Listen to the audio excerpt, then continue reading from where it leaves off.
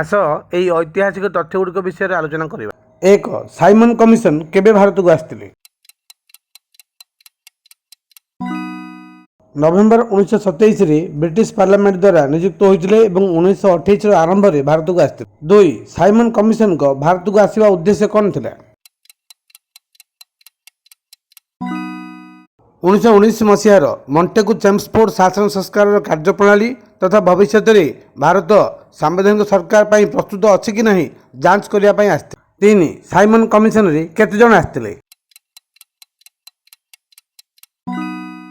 7 ଜଣ ବ୍ରିଟିଶ ସାଂସଦ।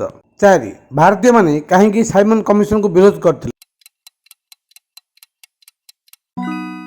କାରଣ ଏଥିରେ କୌଣସି ଭାରତୀୟ ପ୍ରତିନିଧି ନଥିବା ଯୋଗୁଁ।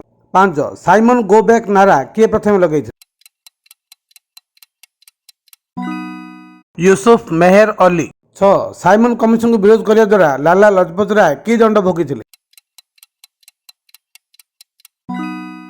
ପ୍ରବଳ ଲାଠିମାଡ଼ ଯୋଗୁଁ ତାଙ୍କର ମୃତ୍ୟୁ ଘଟିଥିଲା। 7. ଲାଲା ଲଜପତ ରାୟଙ୍କ ମୃତ୍ୟୁର ପ୍ରତିଶୋଧ କିପରି ନିଆଯାଇଥିଲା?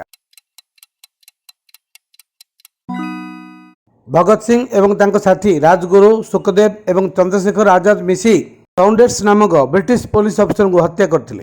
ଧନ୍ୟବାଦ।